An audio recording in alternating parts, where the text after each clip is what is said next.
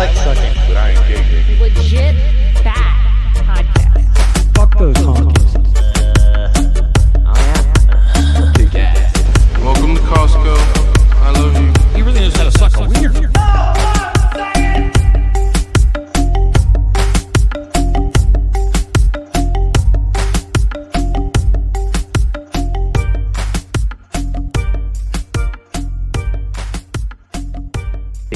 Welcome back to Legit Bat. Finally, it's been a few weeks, stuff going on. And I turned on my computer for the first time in like 3 weeks, and it decided to update itself, and everything's wonky.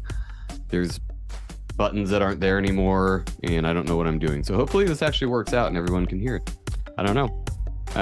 What else do we... Oh, yeah, I'm missing a pair of headphones. So me and Jen are sharing headphones today, so that's another fun thing. Tell.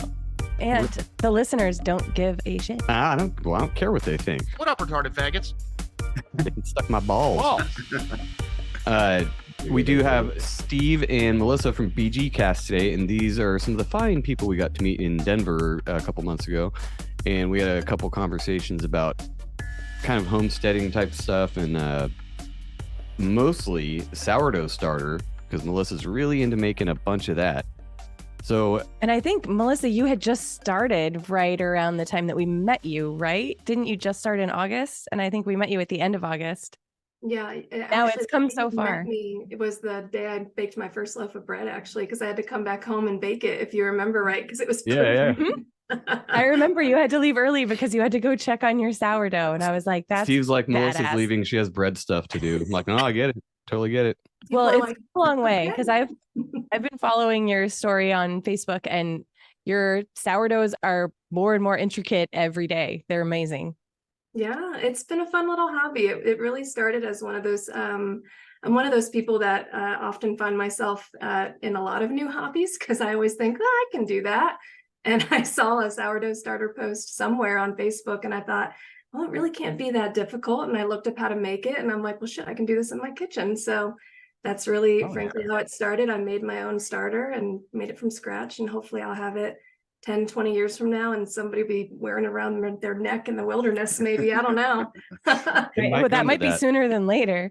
So I do want to know about the actual how to make the sourdough starter without from scratch. Yeah, from scratch, or however you do it. I think you have to buy culture or something. I could be wrong. We can get into that later though. But Steve, first of all, because we were before the show talking for a little bit about other homesteading stuff like making your own wine and beer. And Steve is thinking about getting into that. He's already done wine, so yeah, tell us more, like we talked about before the show, about your winemaking. Of course. So back a couple years ago, I got really into making it, and I'm getting really into making it again. It's really simple to make wine, everybody. It's not very hard. All you really need is a 5-gallon glass water container, or you can do like a 5-gallon glass bin.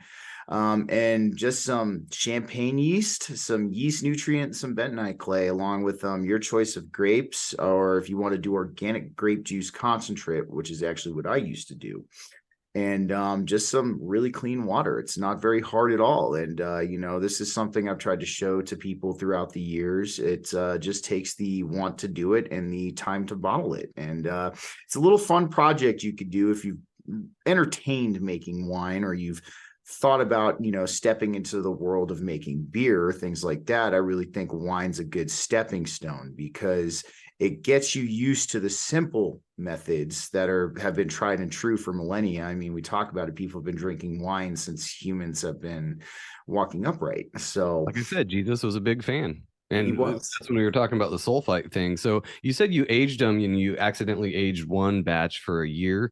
So what are you aging it in? Because we didn't even get into that. Like, are you putting it in oak barrels, or are you just leaving it in the glass container thing? So essentially, we just leave them in the glass bottles. So there was a corker thing we used to put the cork in them.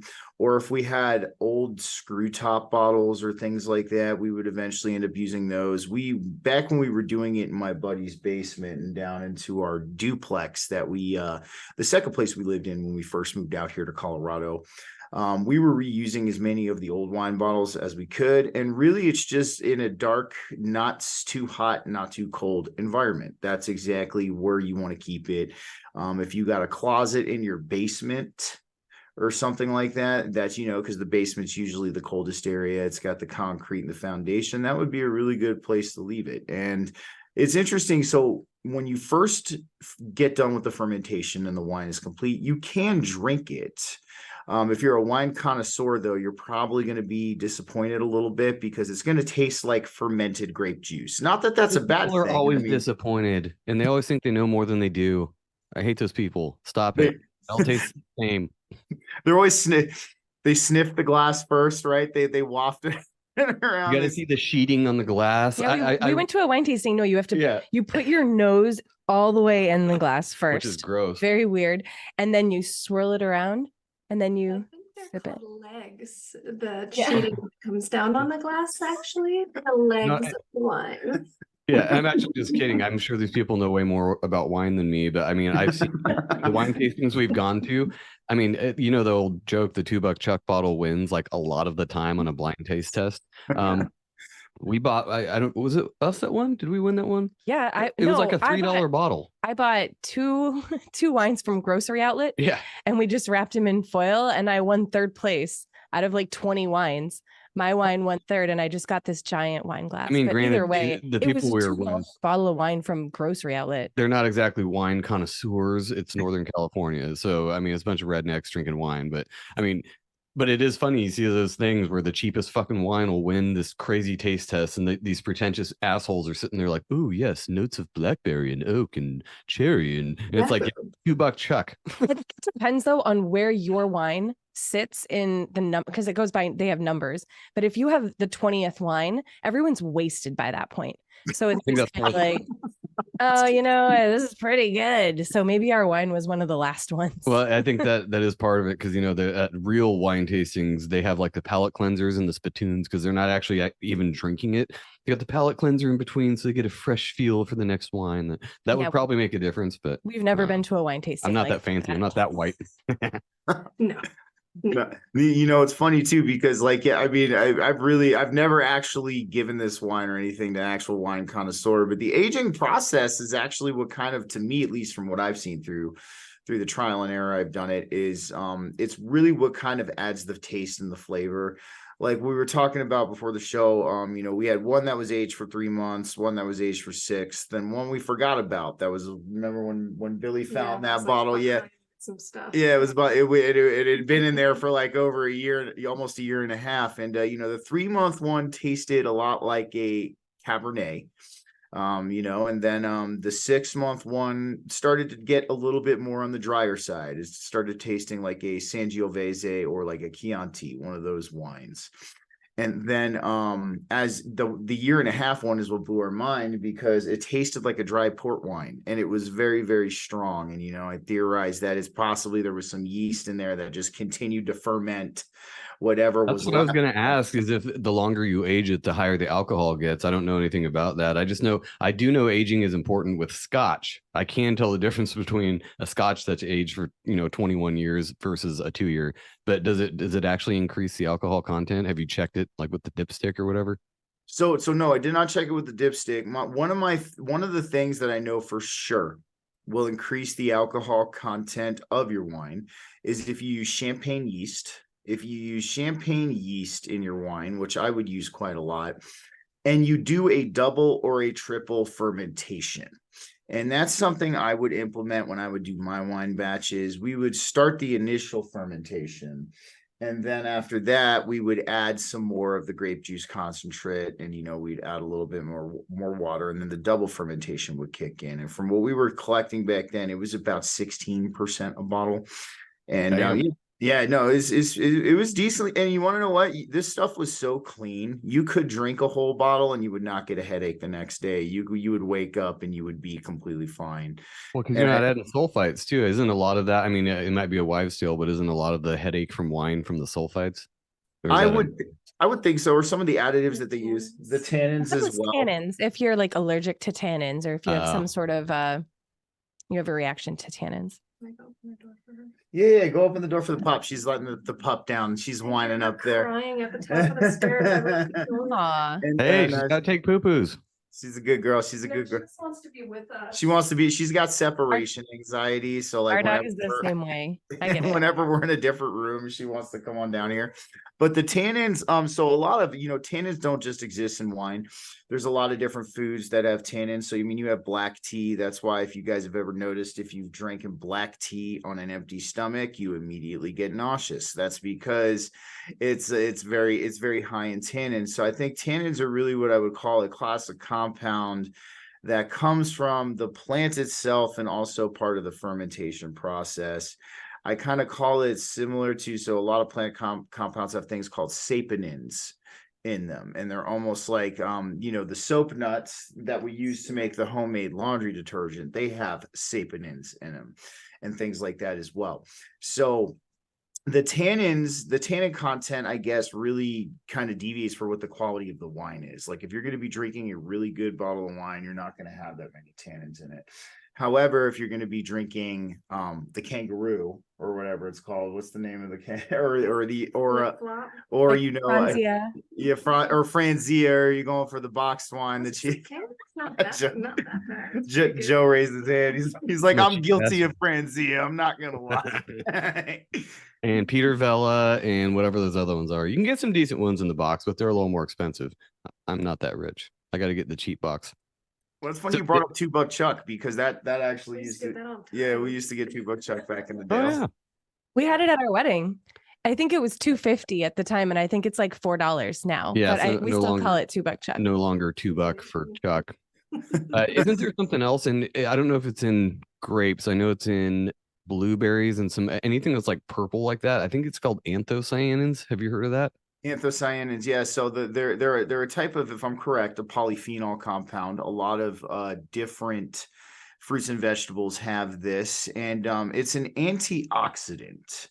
And actually, I don't know if you guys have heard of this. I've heard of resveratrol. So resveratrol is actually an anthocyanin. It's in a lot of red wines, and they actually attribute, or there's evidence and speculation that it attributes to why people in Europe drink a large amount of wine, or moderate drinkers of red wine, but they do not have the same health effects, and they do not have the same, I guess you could say, health consequences that people in the United States do when it comes to, of course, we know that a lot of our stuff lacks nutrition. A lot of the stuff overseas is a lot different. It's a different ball game than the things that we get here. But yeah, no, they're a, if I'm correct, a polyphenol compound. A lot of different fruits have them, and it is an antioxidant. And this is where a lot of the studies that moderate drinking of red wine is actually good for you in a lot of ways. Now, there's been conflicting studies that have come out and have now said that no amount of alcohol is good for you to drink. But my philosophy on that is everything kind of kills you in this world, I guess. Yeah, you know what kills you the most? Being alive. And I mean, you can't escape it. Like, I don't do this because it's unhealthy. Going outside and breathing the air is unhealthy for you at this point. I mean, eating things out of your own garden are probably not as healthy as they could be anymore because of the water and everything else. And the So spraying. yeah, Ask I'm not worried about it. Go suck on a tailpipe. Tell me how healthy it is. What were you gonna say, honey? I was going to say, you can ask any mortician. Most people don't die of natural causes anymore. Most people die of cancer, period. Makes sense. And Yeah. I saw a nice thing the other day, and this is kind of goes into the more of the, I guess maybe not the Gerson method, but the cancer thing. Like we talked to Mitch, the organ donor, a couple weeks ago, and he was talking about doing autophagia, where you literally don't eat or drink for an entire day. Nothing goes in. And then after that, he'll like drink water, but he'll fast for like 3 days. And he's like, basically it's your body eating itself, but it's eating all the bad shit. It gets rid of stuff. Like he's like, you can't say cure for cancer without getting sued, but it could be a viable treatment in the future if you get cancer to just do that. Because if there's no sugar going in, it's like feeding the yeast in the wine. Like if there's no sugar going in, it stops it. It starts eating the unhealthy cells that are going to divide and cause cancer and grow into cancer. Your body starts processing those for food because it needs the energy. Yeah, So it kills it all. Grinds them up. Well, Have you the heard? autophagy is a very interesting thing, because like it's like one of the, at least in my opinion, one of the best self-healing remedies around, and it's not really spoken about. I mean, the cellular regeneration that occurs with that, I mean, there's a lot of scientific studies. Another reason why I think we have cancers, a lot of cancers going on too, is the acidic environment of the body. There was a scientist in the 1920s. I'll have to pull it up and send it to you guys, but he actually won a Nobel Prize because he made the startling discovery that cancer cannot survive in an alkaline environment in your body. It has something to do with the pH levels of your actual blood and your body itself that dictates that genetic sequence, is what he was talking about. So I think, if people are looking to get into better health, that those are two good options, man. And that's pretty interesting you guys were talking about that. Yeah, it's the first time I've heard of that. I mean, I know about fasting, but literally having no input of anything for 24 hours. I mean, I would have to be on vacation to do that. Oh shit, I am right now. No, I'm not going to do that this week. But you'd think like, oh, dehydration and all that. And he's like, no, it pulls all the water out of everywhere else. Like you'll lose so much weight just in water weight because it's pulling everything it can from everything else.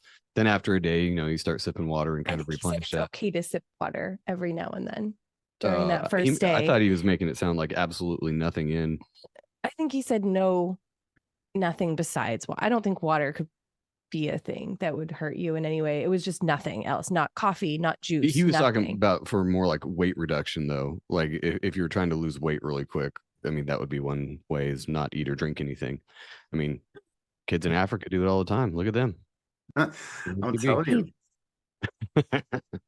I was gonna say, honey, why don't you tell them about the other sourdough products we've been doing, or the other sourdough projects you've been doing? Yeah, let's get into the breads. Yeah, because I saw the cool. It was like the goat cheese and blueberry and thyme. Is that what it was? It was a wild blueberry goat cheese with lemon and thyme. And nice. That was very, very good. That was one of the more recent inclusion breads that I've been trying to do. As I get a little bit more confident in the loaves, and obviously as the starter has grown in strength since August, because really it's one of those things that you have to constantly feed and keep taking care of. And I bake a lot, so honestly I go through a lot of starter.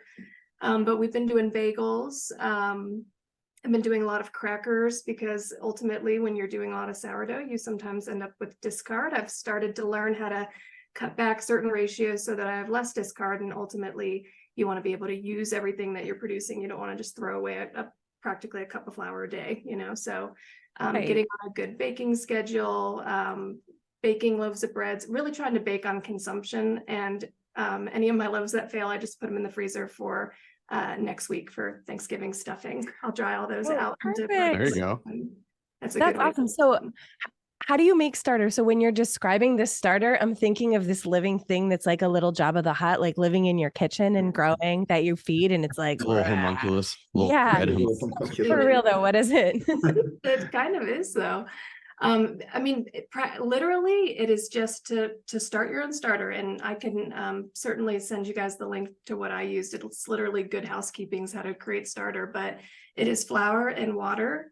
It's all-purpose flour and wheat flour, because wheat flour has some rye in it, and that's what really starts the process. And literally you just let it sit, and it starts to collect bacteria that's in the air. I know that sounds maybe a little funky, but literally you're letting this flour rot, if you kind of think about it that way, as the lactobacillus bacteria starts to eat that flour.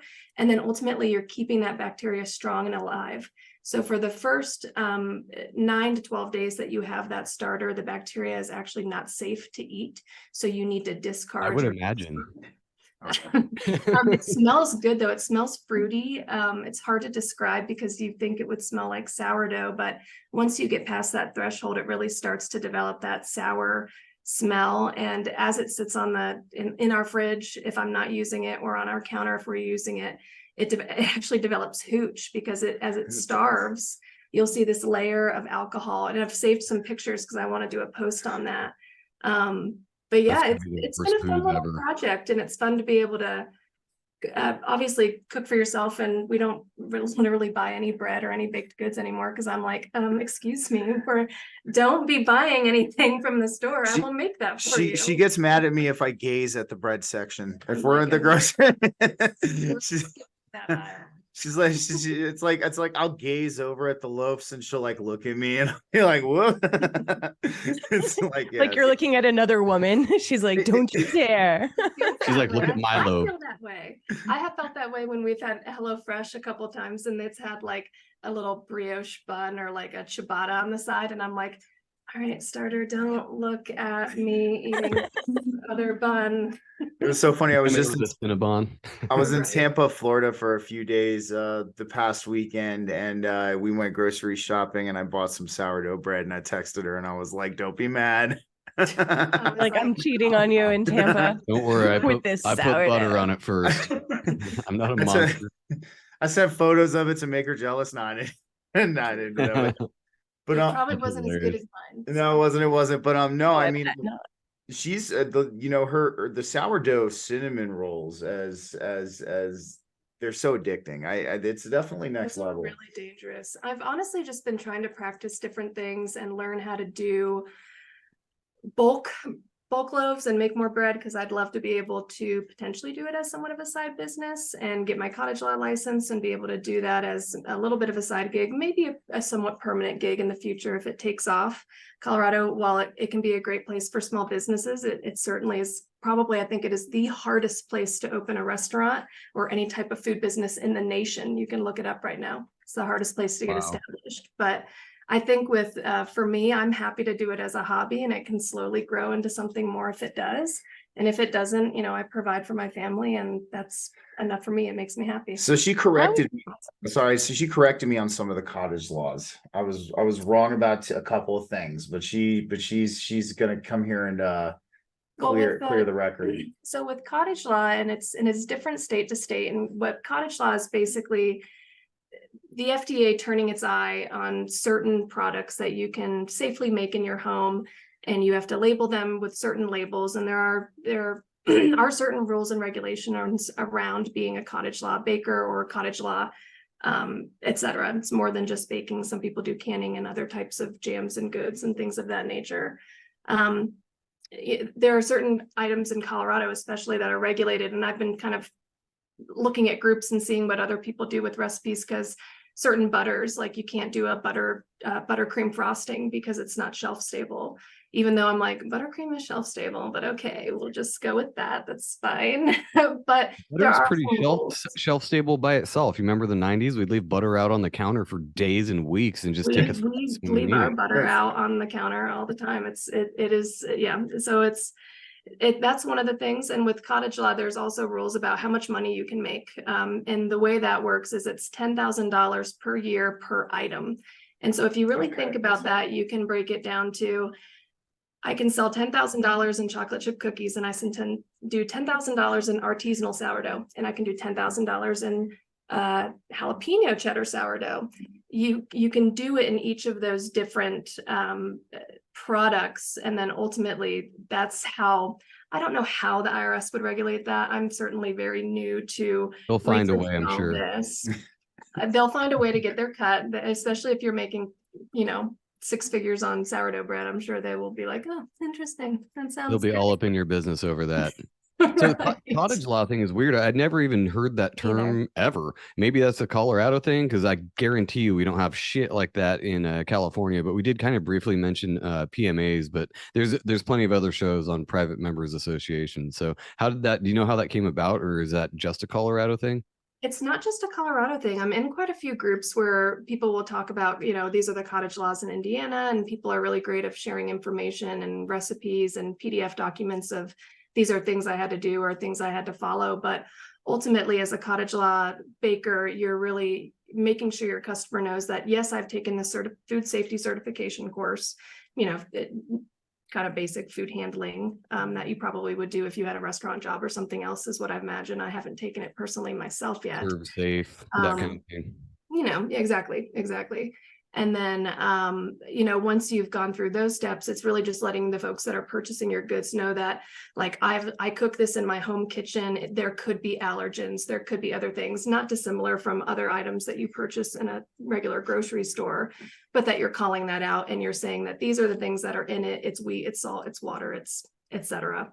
And putting that on a label. And then that's the way you can legally sell it. Otherwise, you would just be accepting donations like most people would do in any type of other bartering situation. Gotcha. Meanwhile, they should know that Call it if donations. someone's going outside of the grocery store to purchase food, they know where it's coming from. They know that it's homemade by somebody in their kitchen. And they're they usually know it looking didn't for come that. from a big corporation, and that's why they're going outside of that. Yep. So it's weird that they would make you say that because it's just redundant at that point. It's because Like, there's yeah, stupid okay, I people get that it. are going to They're sue making a you kitchen. over everything, and they're just like, we don't want to deal with it. So put it. Yeah. Yeah. And probably protects yourself to an extent of Sure. nefarious sue happy people that are out there, and not everybody's a good person. So Yeah, mean, that's no. true. People, it is, and especially, what you were talking about earlier when you say you can't say it's a cure for cancer because the FDA will come and sue you. It's just gotten crazy. And I mean, if you guys even look at what's happening with the Amish right now, I don't know if you've heard that they've been going after the Amish. They've been going after the Amish now. They don't want them. I guess they were trying to. There was one colony in Pennsylvania, Amish colony in Pennsylvania. They were trying to. No, they were going after them. It was at the beginning of 2023. If I remember correctly. And of course, the Amish drink raw milk. They have farm fresh everything. churn their butter. They churn their own butter and all that. I know a lot of people out there have had Amish butter, and it's some of the best. And but because it's taking away from the corporate food conglomerate, and it's putting, it's delivering, I guess you could say, clean, whole, organic, unadulterated foods to people. What our grandparents used to call food. Exactly. We got to label it nowadays. But back in the day, it's funny because I listen to a lot of the old people and the old timers talk about the food today, and they're like, it doesn't taste the same. I've verbatim have heard this from quite a few. My grandmother, before she passed away, being one of them, is it doesn't taste the same. The food's not the same. And and that's why I think a lot of people are starting to reach out to people like Melissa and others who are kind of, taking the torch and, starting to actually do a sustainable way of clean, healthy eating. And maybe one day we can go back to just calling it food again. Hopefully that would be nice. That would be great. So I wanted to get it a little bit.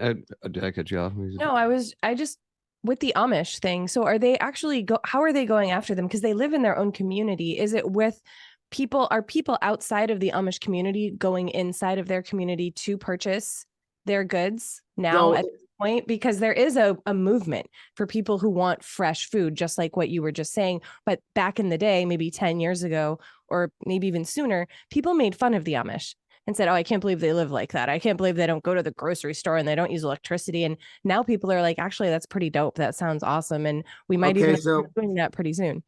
Amish farmer faces fines, prison time for refusing to comply with the USDA. And then why is the US government going after Amish farmers? So I have this here. It's from New York Times. So Amish farming draws rare government scrutiny. Yep, I was right. There's Lancaster, PA with simplicity. Yeah. So essentially what had happened here is the federal government is claiming that they saw their farming practices environmentally destructive. Isn't that ironic? Wow. Isn't that terrifying though, because they've been around forever. So if they're attacking it there. Have you ever seen a McDonald's beef farm? Yeah, absolutely. Look up pictures. I'm not shitting you. It's disgusting. It's super disgusting. As they really start to attack those smaller things. I mean, as I've learned a little bit more of all the different things that I've wanted to start exploring for our lives, even with canning, how do you get people to stop canning and growing their own food and to go to the grocery stores? Well, all of a sudden start getting them scared of botulism, get them scared of all these things. And it's what really deterred people from canning. And it's still in the community. People are very much so scared of it being food safe and other things when it was kind of always food safe. They knew what they were doing. But now you can buy it on the shelf. and it's here and it's branded and it's by Eagle and you can buy it today. And the rest is history. Yeah. Yeah. Speaking of what I was going to talk about before we were talking about the Amish, what kind of flour do you use? So I had a conversation with somebody the other day about using wheat berries instead of actual processed flour.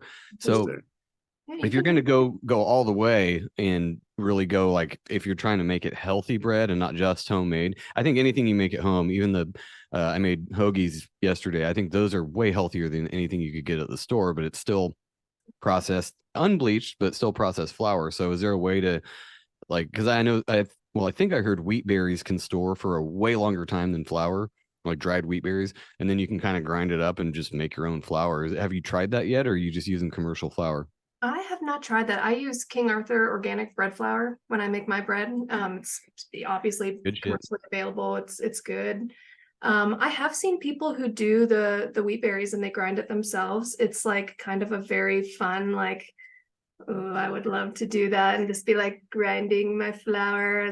So it's something I would love to explore. We could look into it one day. It is more laborious than what I'm doing now for sure. So it's like in layers as you slowly start to do some of these things. I think you explore, okay, well, maybe I could do that myself. So I mean, I haven't gone there either yet, making my own flour. That's kind of next level. Like, don't you need a donkey and a big rock and shit like that? in my Like, mind, I was thinking I could just get one of those giant Atlas stones and have Steve just like push it through some area and Just have me out weightlifting routine. And have me working out in you the know, flower do fields all day. fuck it, do it on the kitchen floor. It's gonna be sitting on the counter for a while anyway, right? Like, Exactly. get in there early. Yeah, Yeah. the whole time Melissa's grinding the flour, she's like, Me and Mike Steve. is out in the yard with a harness on, like a yoke. He's like yoked to a rock. And Just By running by around. that point, he's got the Amish beard and the hat and everything, and we call him Zebediah now. Like, stupid. Government's coming for them next. Yeah. Safe practice. See us in the news. They'll be at our door in no time. We've also made Proto Gothic with our little pitchfork. We've also made cheese before. Cheese is also another very interesting endeavor when It's it on the comes. list. Cheese is it's fun.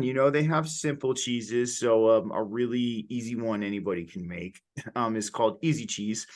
It's called a queso blanco, and all you really require is a gallon or two of unpasteurized, non-homogenized milk, which is essentially raw milk. But if you can't find raw milk, I mean, if you have a natural grocers or a Whole Foods or something like that near you, you can go get a gallon of the unpasteurized, non-homogenized, and that's where you have the cream separating from the whey and stuff. And all you need is citric acid, a cheesecloth, and a strainer, and that's really all there is to it. You bring the milk up to about two. Rennet, I think is the last thing. So right? you don't use rennet in the easy cheese, but the next one you do. And the So other one, so yeah. this is so basically all you do is you take the gallon of milk, you heat it up very slowly to 200 degrees. You take it off the heat. You add a couple teaspoons of citric acid, cover, let sit for a little bit, and then you'll pull off the cover and you'll see that the cheese is starting to curd.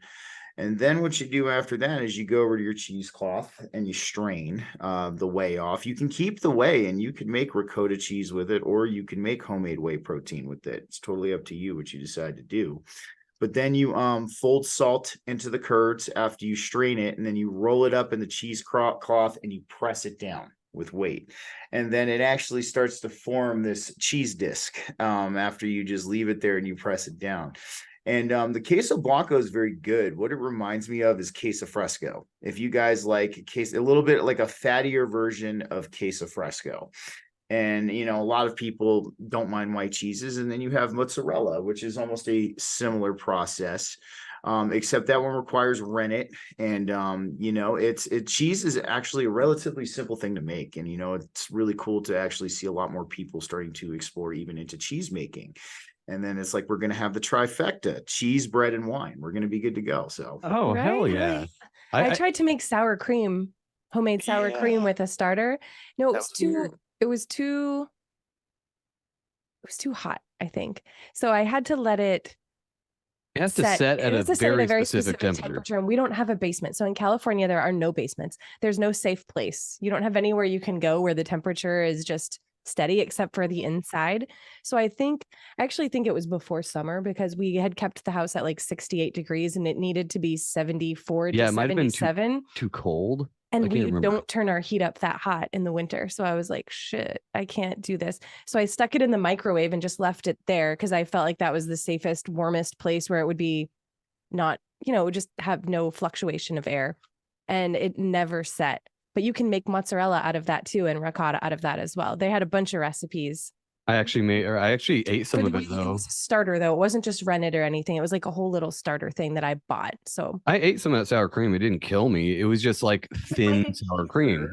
It almost turned into a kefir. Yeah. Are you making sour cream this weekend? Was it like a kefir that you put in like a milk to make? yeah, so you heat the Yes. milk Okay, to okay. 185, and then I have like a candy thermometer just to make sure that it's at the exact right temperature. Mm-hmm. And then I took it off, and then you add the starter, and then you pour it into I just put it in mason jars, and then you let it just sit out. And after 16 hours, it's supposed to set, and it never did. We'll try again though. Maybe at a spring or autumn Well, I time. let it sit in the fridge for 4 weeks, and it totally set after that. But it was also like blue and disgusting and moldy. Oh so wow, that's different just thing. probiotic. Come Different on, aren't thing. you? It'll help your gut biome out. No, I haven't seen Most certainly. Right and it could be the algorithm on Facebook knowing what I want to watch. It definitely knows I want to watch cooking videos because that's all I watch on Facebook. That's the only reason I have it really is to watch people grill stuff, and then I get ideas. Then I go to the store and I'm like, babe, guess what I'm making? But it is interesting. I've seen a lot more people making cheese in the whole like almost Amishy looking people like doing it in like wood bowls and all this stuff. I'm like, well, fuck, if you can do it, I can totally do it. I have a kitchen. But I think we mentioned it on the show back when we first did it, but making butter, probably one of the easiest fucking things you could do if you want to start getting into this making your own shit thing. You can actually get raw milk or from raw Sprouts. cream. Yeah, Sprouts, you can get raw milk. We Or made raw raw fucking cream. butter or raw cream. So you beat it with a fucking hand mixer for like 15 minutes and boom, you have butter. Like it's that fucking easy. And then You just so have to I made squeeze it. Make sure you squeeze all the water out. yeah, no, I mean it's more than just that, but so yeah, we made raw butter and I can't remember what I made. And we saved the buttermilk. Yeah, I saved the buttermilk from it. So I made pancakes out of the buttermilk and then put raw butter that we made on the pancakes. Like it was unbelievably tasty. It had a more like earthy type of taste to it. I don't even know how to put it. It was just flavorful as shit. But yeah, if you want to start doing weird shit, butter's where it's at. Go down and get a half gallon of cream and just whip it up and make butter. Like I said, have you guys Maybe made we butter? should do that for Christmas this year. Just give everyone raw butter and like we can do a sourdough. Yeah, there you go. Sourdough and butter. It was so funny. She was saying we made sweet butter one time I on was that. trying to make whipped cream, and I like kind of wasn't Oh, paying attention overdid to it? how long it was whipping, and it eventually. And then I'm like, some of it was whipped cream, but then the middle of it, I was like, that is like a lot thicker. And then I realized I'm like, oh, this is butter. So yeah, that was. It's weird because it hits a stage. What was that?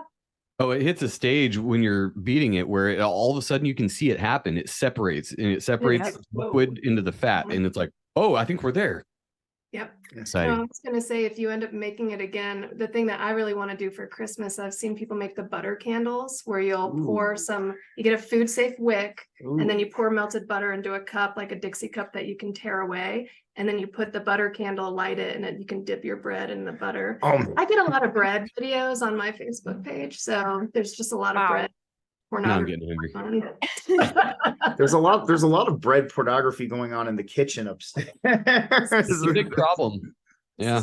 It is. You know, it's amazing though, because like when you look at it all, I mean, what does it cost? Only like $3 to make? If you really It's like maybe $3 or $4 a loaf, and you're paying $7+ at the grocery store, and it's 10 times better anyway. And it's on demand. Oh yeah, so she's constantly, I call it the rotation. She'll know. That's what I was doing upstairs before I came down here, was finishing the shaping, and then I was like, all right, it's gonna sit and we're done and we're good. And then so it's funny because like she'll know, because she'll have two loaves and proofing at all times. It's so funny because I'll end up taking the bread to work, or I'll make sandwiches with it and things like that. And she'll come down and she'll see there's 4 slices left, and then I'll come home and I'll see there's 2 loaves already proofing, and Circle of life. it's the circle of life. Circle of bread. And honestly, she tell them about Krusty Krab or your baking company that you just started off. So that I'm still working on the name, but I made this cute little crab logo because I'm a Cancer and I am from the East Coast. And so it's called Krusty Charm Bakehouse. Is my Facebook page where I've been trying to post more of my bread content and have it hopefully one day be a place where folks can one day order my goods. That's not a bad idea. That's a lot of these pages I follow. They're just dudes in their backyard cooking and they film it. They're like, this is something I tried today. And they have millions of followers. And not that that's important, but that is easily monetizable as a side hustle, making videos of you making sourdough stuff. And then have like, here's a link to where you can buy this that I just made. Yeah. I practiced a little time-lapse video last weekend of my starter rising. I thought that was pretty fun. There you go. I've done more of my little content here and there. I mean, she's doing awesome. She has people who, I mean, are literally her neighbor down the street, like legit. She came and picked up some of the smoked shredded Gouda bagels, and she legit called her and goes like, I want you to bake bread and make crackers for my Thanksgiving. And I was like, really? I can do that. Oh, it was so cool. Crackers, because you said about wasting it, like if you have extra. And oh, that was the other thing before I mind fart on this. So when you make the starter, you carry it over to the next loaf and the next loaf and the next loaf, right? Or are you making new starter every time?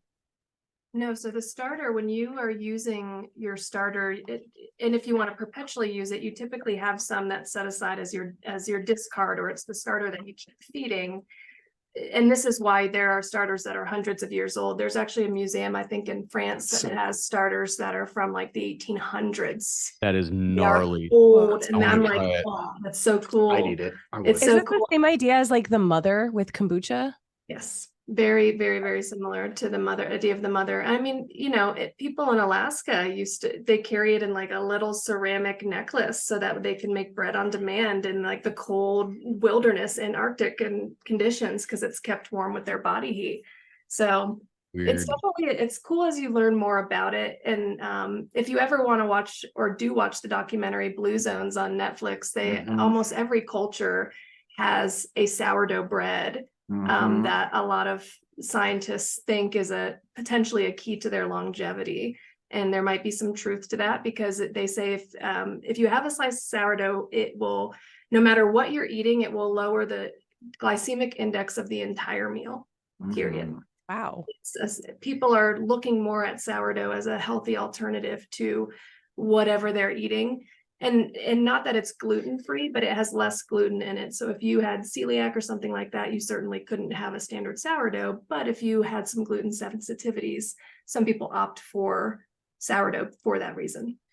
Well, it makes sense because I mean, if you're looking into the fermented food thing, that's a huge thing. I think that, what are they called? The fermentation fairies or something. It's these two girls that do like fermenting stuff and everything, like not even just kombucha, but like kimchi and like all these different fermented foods are supposed to be so fucking good for you. And why? Because it's got yeast in it or whatever that's eating the sugar. That makes sense. It's what we were talking about with cancer and stuff. If you're eating that stuff and it's cleaning up your gut biome a little bit, it makes sense that sourdough would be better for you too, especially one from the 1800s. Gotta get my hands on that. Oh, dude, I'll keep you posted.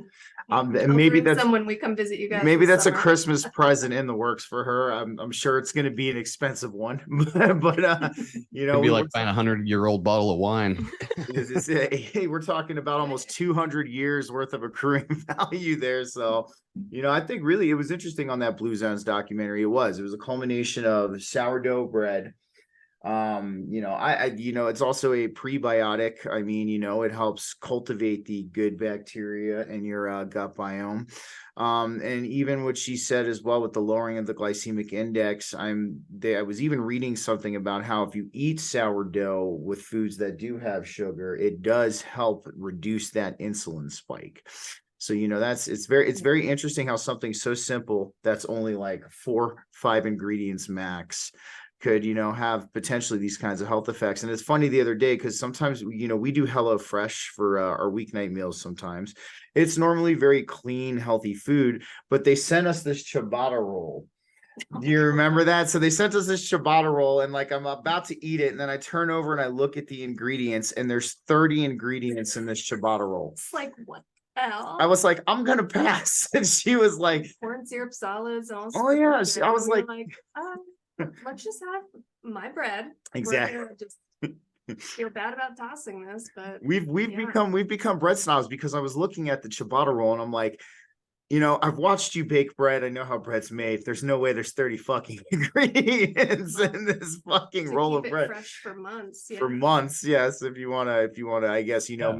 make it a Twinkie bread and last the apocalypse. But that's kind of what Well, it that's like rainbow, like white bread. Like that's the reason they have to add so much shit to it is because they stripped all the natural shit out of it in the process of making the flour and then bleached the fuck out of it. So they're like, fuck, we got to add some vitamins or something back It's in like there. orange juice from concentrate. They're like, yeah, well, we sort of sucked all of this out of an orange and then we put all this stuff back in, and here's some vitamins And too. added And some water. yeah. There you go. I feel the same way though. Every time I make bread, I'm like, this is the simplest shit. It's like 4 ingredients max, and it tastes delicious.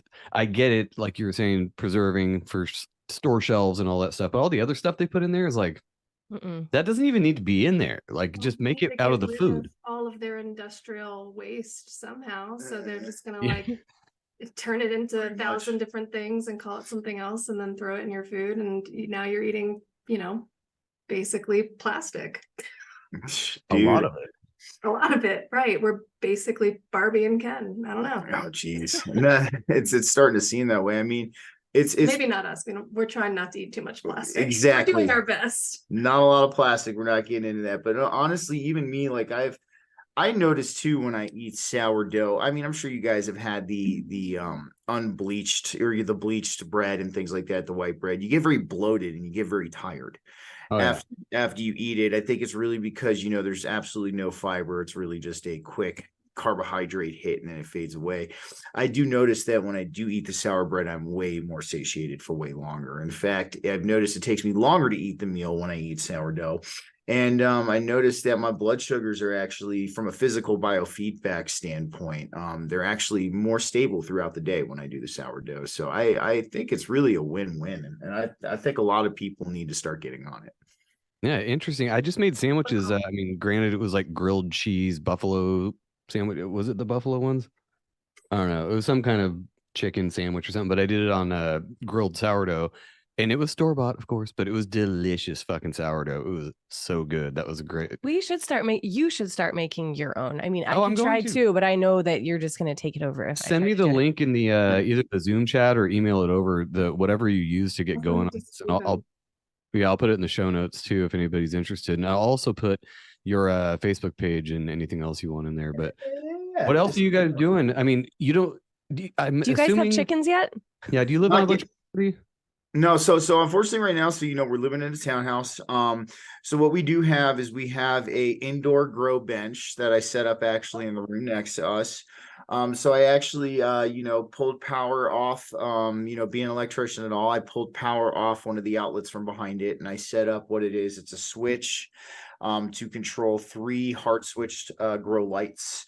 And then we have a switch controlled plug to control the low volt LEDs. I'll send photos of it to you guys. We don't have anything in there right now. We're going to start it up again come at the beginning of the new year. But so essentially what we did is we would start our seeds, right? We would start germinating them indoors. We would use little peat moss starters for them, you know, get them nice and wet, put them in there.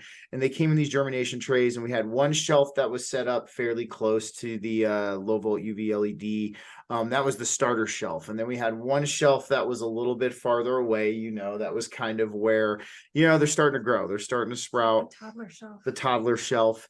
And then where we had the 3 hardwired LED grow lights, that's the adult shelf before we would move them outside. And we decided to put some outside. What was the bug invasion we got that Oh gosh. yeah, I it have was a lot of plants. So there's just it's just part of life of having any type of living thing in your was your it house. aphids or what was it called?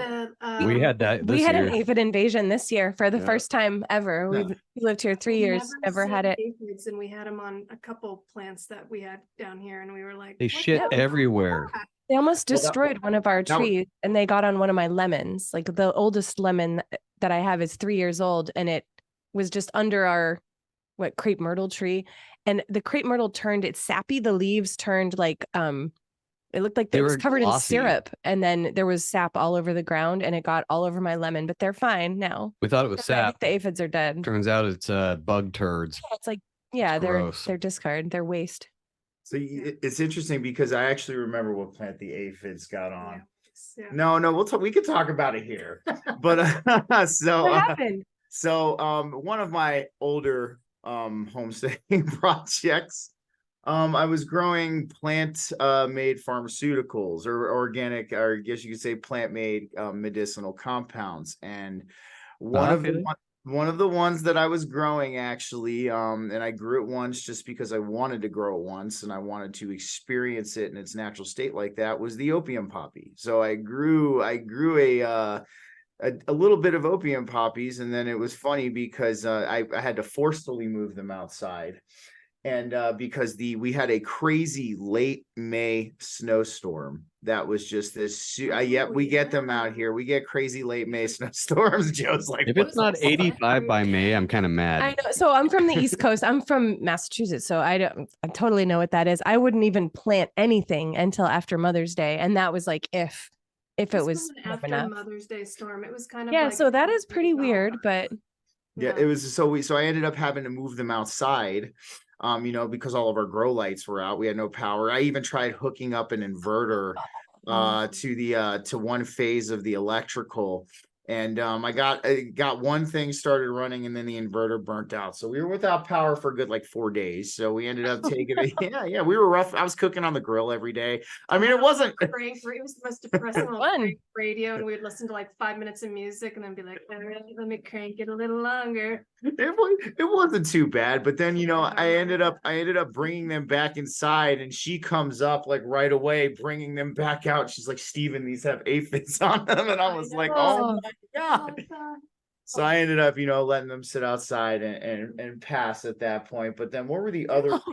Yeah, they got pretty. It's They were like pink and red and purple and white, and they were really pretty. the aphids completely destroyed them. They actually didn't kill our tree. I'm shocked, but were they little at that point, your plants? So they didn't completely destroy all of them. There was one particular one that they seemed to take a liking to, and I was kind of laughing the whole time. I'm like, these are going to be some high ass aphids by the time they get off this.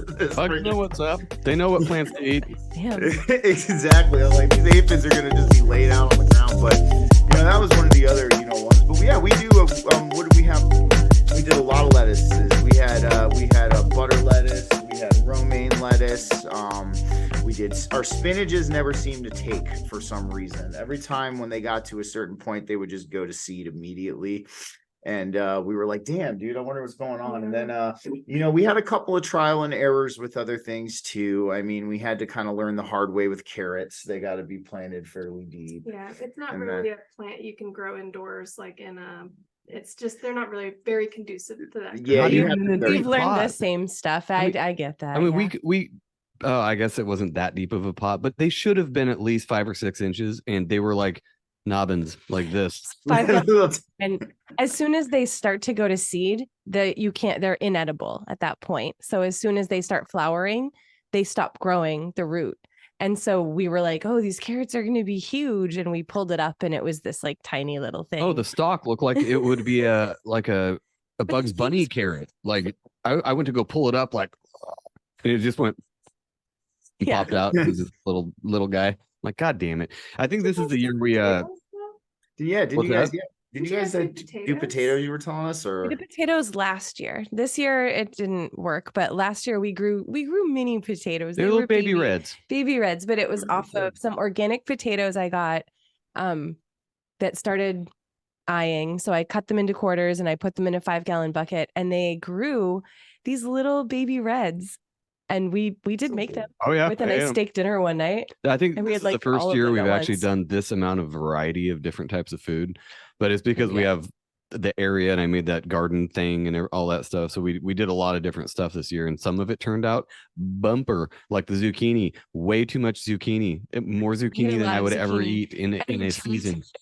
Ate everything in the garden. It was like, it took over. So we had cherry tomatoes. We still have cherry tomatoes. I didn't realize how often I don't use cucumbers until you grow fucking 18-inch English dongers. We gave them away. So I got an English cucumber plant that was dying. It was like half an inch long, and I just felt bad for it. So we also put copper pipes in that Mitch, the orgone donor, gave us, and it totally came back to life, and it grew like 7 or 8 huge cucumbers. But I gave them away to our friends who like cucumbers. Man, if everybody did that, hey, we could all just trade foods. Wouldn't be a big deal, right? We say this all the time. Turn your lawn into a garden and give me food. Sage and basil, and I dried it and I put it in, I processed it, but I have 2 bottles of sage now, and the plant is still going crazy. And I'm like, I don't know, man. Like I think I have enough sage. I know. I don't even know if it's going to last till next year through the winter. Probably not, but we have a bunch of it dried and I don't use it like ever. So thank you, Joe, sage. Good.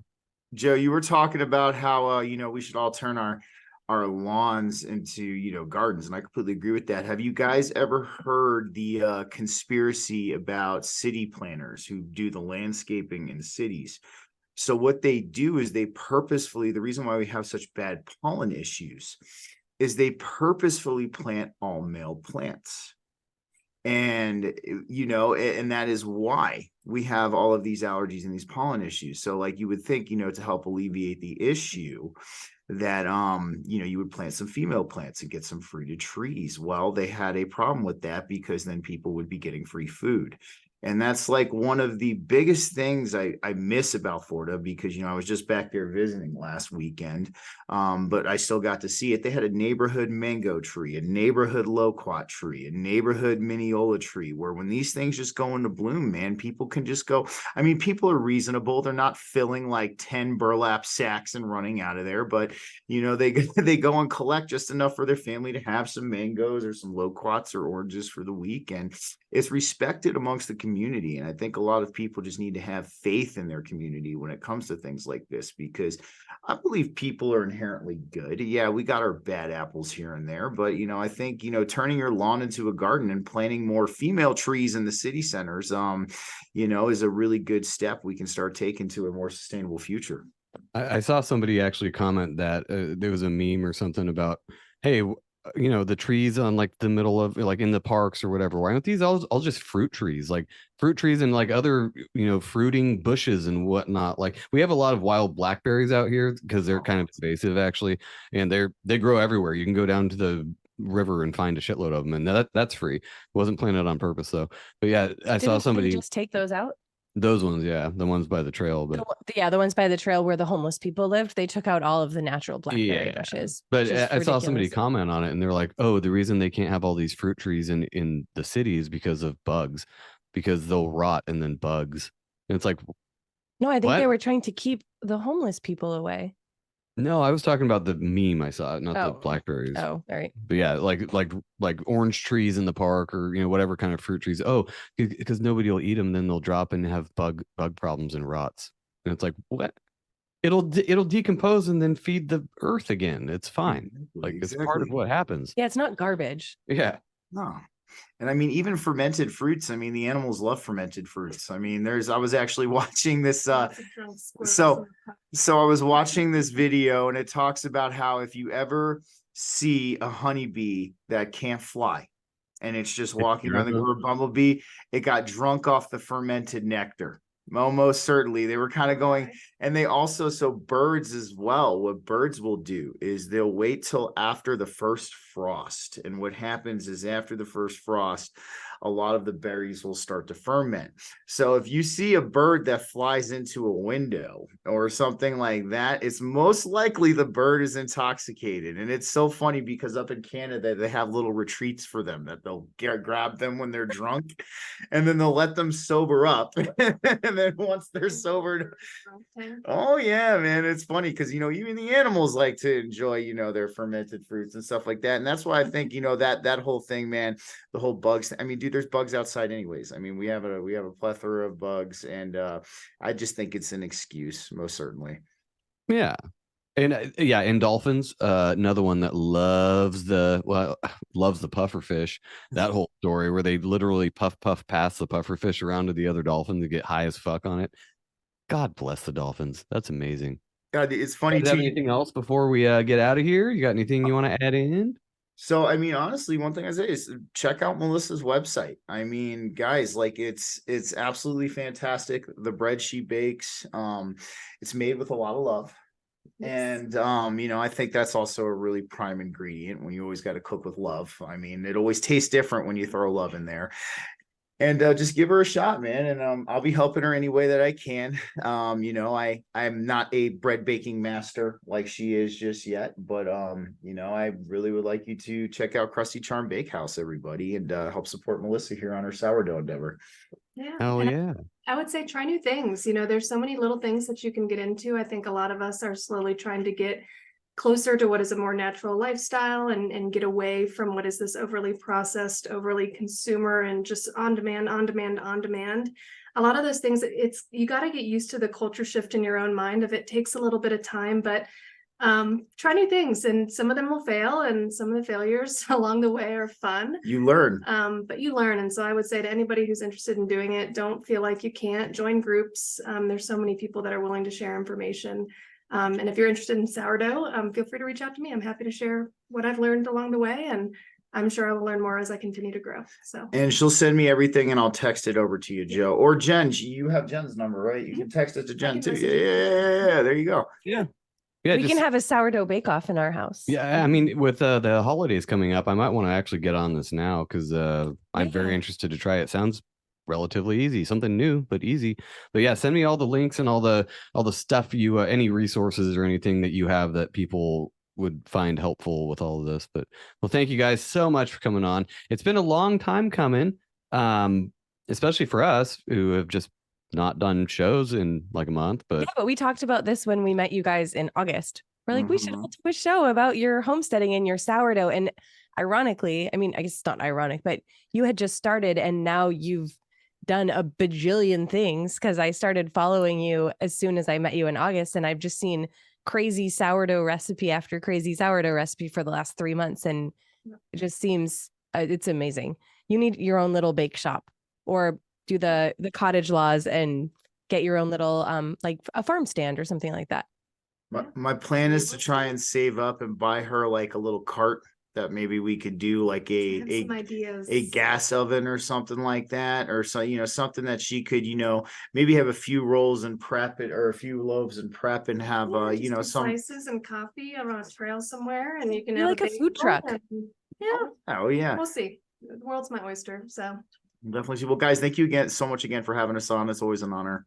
Thanks, of guys. course, Yeah, and yeah, thank you you. could start off as like a food red wagon. It doesn't have to be a whole food truck. You know, you could just wheel your loaves around like you're 6 years old in a wagon and sell them. in the It would back of my work. in back of my car, just like open the trunk. Like, you want some Well, you bread? could use a car I got all too. sorts of but- bread. It's like she's pulling up to the trap. What kind of loaf you want? I've got a loaf you want. I got round And loaves. like a I bread got deal. Bread rolls on the TL. I got bread balls on the She's like, cash only, motherfucker. Wait, I said goat cheese, bitch. What is this? She opens up her coat and she's got 3 different starters hanging there. She's like, which one you want? Just dried starter and baggies. Be like, which one do you want? This is No, a not- TikTok, you guys. You guys have to make like a TikTok version of what we're just talking about right now. Oh, hell yeah. It's so funny. Hey, we're always open to ideas, but you know, yeah, we'll get everything sent to you guys, man. And you know, other than that, let's plan the visit. We'll come out and maybe see you guys this summer, Oh, hang yeah, out. that would be amazing. You That'd should. be awesome. Yeah. Not And you always can bring hot. doggo but too. Yes. we have a pool. It's not so much beach, but pool. So we do have that when it gets over your Colorado temperatures of 75. Fair enough. Give it a shit. All right, you guys. Have a great night. Thanks, everybody. Thanks, all the listeners. Everybody in Rockfin YouTube. Actually, fuck YouTube. Bye.